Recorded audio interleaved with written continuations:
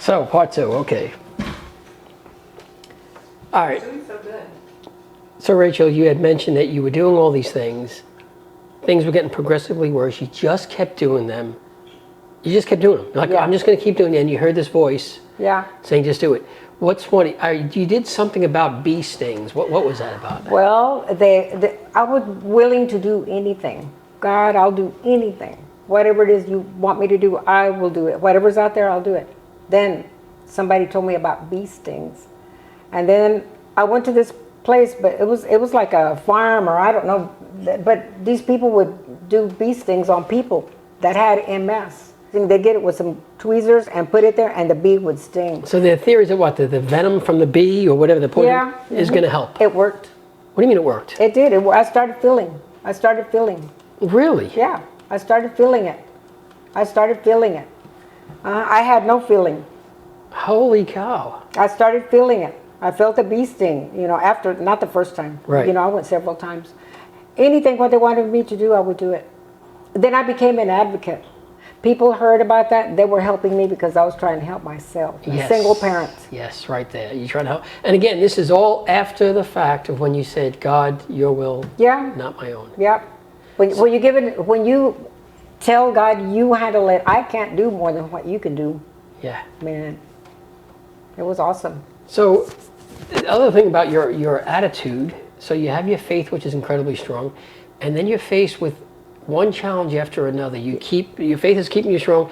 You had mentioned that you had a husband and then kids, and then you said your husband wasn't there anymore. Did he leave you? When I was in the hospital, and I was getting treatment, and he went in and told me, he left. While you were in the hospital Yes. getting treated for MS? Yes. And I told him, I said,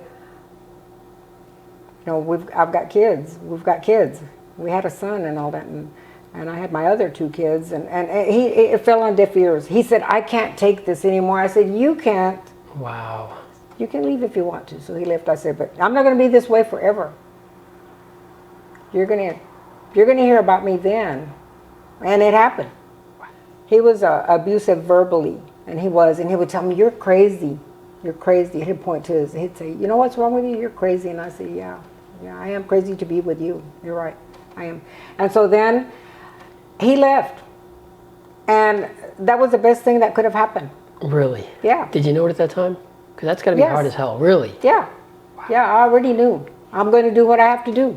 I'm not just being in there myself in that abuse, but the kids are hearing this too. Yeah. So I left with them. I took them with me, and we went on, and life was good. I had peace. That's one monkey off my back. I didn't have to hear all this stuff. I just looked at it that way. And then I had two little girls, my sister's two little girls were with me because I didn't want them to go to the welfare. She was going to the penitentiary. So then I would take care of they were little twins. So one of your sisters went to the penitentiary, and you took her two. Yes, Wow. yes, I took the two kids. And her mother. Yeah. And her And my mother. And your mother. My mother had Alzheimer's, and I took care of Mom. No, wait, at this point, are you back to walking? No. Okay. Wow. So the little girls, I had to go, and because my sister was irresponsible, I had to do all this stuff, shots and records and all this stuff, sure. because they're with me now, and all this. They became mine for a couple of years, 2 years. And we had fun. I gave them birthday parties. They'd never had one before and stuff like that. But when God sees that you're helping yourself, He will help you. That's a good point. He will help you. I wasn't never alone. I never felt sorry. God, why me? Why not me? A lot of people, when they're faced with an incredible challenge, number one, they give up. Perfect example is all those people for the class to get the house. All they had to do was take the course. That's it. And a lot of them Didn't go. Yeah, and I'm not saying nothing about, but they're faced with a challenge. They can't see past whatever. They couldn't. And so here it is, you're faced with one challenge after another. You're still helping other people, doing this stuff. And then you became an advocate for abused marriage. What was the advocate for what? Abused women that are abused, that are abused and they have children, and, they're abused, and you don't have to take that. How did you become an advocate? Did you just say this? I was an abused person myself. I was married twice. My first husband was physically abusive, and my second one was verbally abusive. And then I thought, I'm going to go to school. I'm going to go check in a commercial college. Okay, so I went. And I did. I went to school, and I went for a year. Then I got out of there. Then I went to another school, and I went there. I went and got my GED, and I went. And Holy cow! Yeah, and then people were saying, "You were in a wheelchair." I said, "Yeah, I know. God's good, and I'm not there anymore." I don't know. I know it was God. It can't be anybody else. And then, but it was a long way. He wanted me to work, and he's doing his work, but I'm doing mine too. Do you think that's part of the testing you had mentioned before? Yes, it was a test. Yeah. When you were arguing with God, I'd say, God. but were you blaming him or arguing with him? I was arguing with him and telling him, I can do this. Don't let me die. Don't let me die. I've got kids.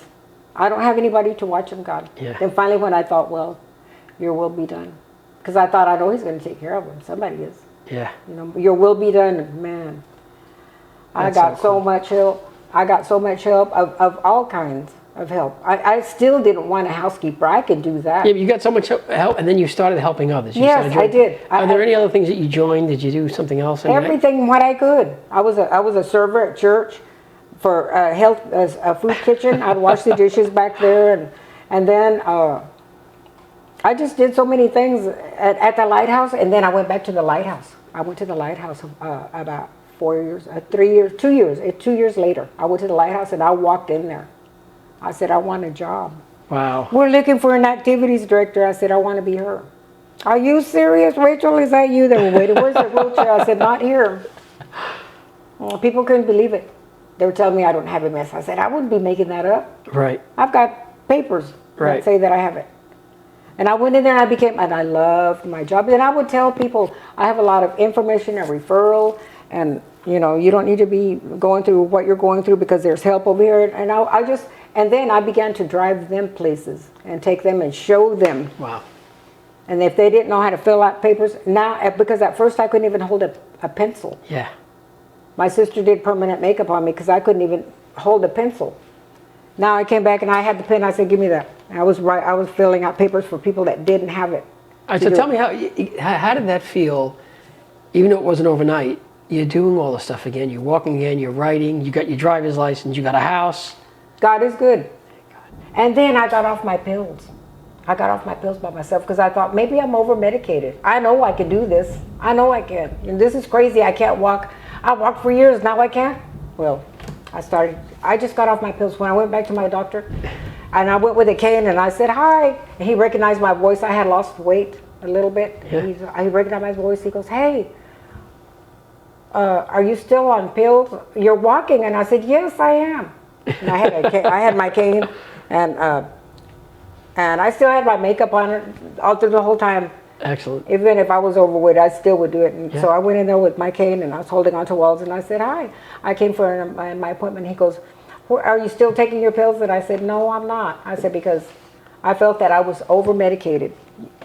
What did he say? A doctor only knows your body by what you tell him. He doesn't know how you feel. True. You have to tell him, you know, I don't have that, or I don't need that. So what did he say when you said, no, I stopped the medication? His mouth open. You know what he said? I said, but I'm walking now. He said, you're fired. I said, no, you are. I'm not coming back. He said, you're fired? Yeah. He said, you're fired. I said, you are. And I got out of there and I left, and I got another doctor, and then I started going. He was a therapist, for physical therapist. Now I was just going swimming, and now I was walking better, and you know, I would practice walking a lot because I went from a wheelchair, depending on that wheelchair. I stopped taking these pills, and the tremors stopped. Today, what are you doing today? Besides, are you doing any exercise? I mean, because again, I would have no idea. Everything what I think that I need to do. I have a treadmill at my house. You have a treadmill. And my son's a runner. I don't run. I can't run yet. I can't run. I can't run. And so, but I can walk fast. And there's a park in our town, and I go and we have a dog, and I'll walk that dog around the track and all that stuff, and a couple of times. And I mean, Rachel, that's good. That's not good. That's incredible for someone who is bedridden. People don't believe. The people that don't know me, they think I'm making it up. But why would I make up something so horrendous? Exactly. And then you had paperwork from UCLA or whatever. Yeah. So what is your opinion on you've already said it multiple times, but just say it like in 1 or 2 sentences. How did you get cured? God is good. I give him all the credit because no doctor is better than him. Yeah. I told him, I said, I'm putting myself in your hands. I would always say, you're the great physician. You can do anything. I believe in you. I know that you can do this for me, and I want to do it. I want you to consider to get me out of this. I don't want to be here. I don't want to be like this. This isn't me. I could do so much. I could do so much. I will prove to you that I could do so much. And I started helping people, being an advocate. I would drive people around, homeless people. I would show them. I wouldn't just tell them. I would take them in my car because I can drive now. Get in my car. We're going to go.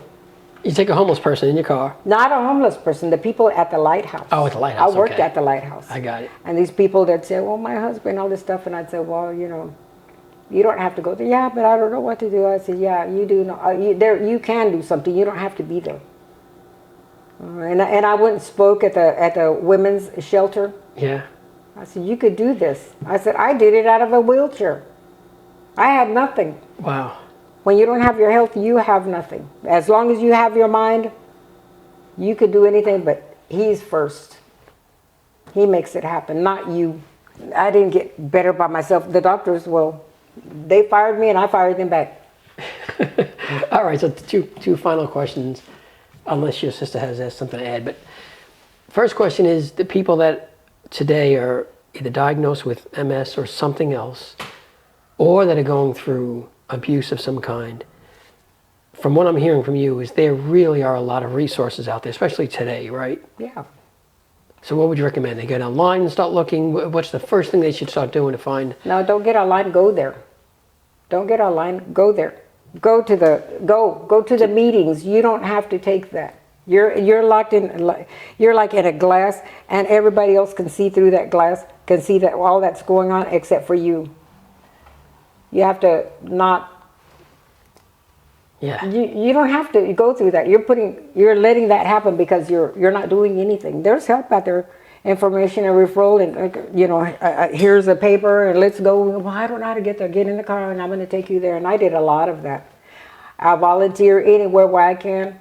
I do volunteer work all the time. Why? I've done it for years. That's why do you give back so much? Because I'm so thankful. God helped me and I'm helping others. There you go. So Rachel, one final thing. Today, or very recently, there are people out there who are watching this video. They just got diagnosed with something very bad. It's not the end of the world. It's not the end of the world. It's not. Think positive. Don't think the worst, because what you think, your mind is that strong that you will be whatever that you're thinking the worst. And I don't want to know anything. Surprise me, God. I don't want to know anything, but I'm going to be the best that I can be, and I'm going to do what I can do. And if help is offered for me out there, I'm going to go do it.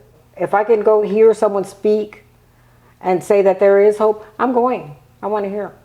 I want to know. And you know what? And you start believing in yourself, most of all believe in God, because He's the main physician. And it was on. Thank you, God. Beautiful. We're going to close with that. Thank you so much. Yay. Mind over matter.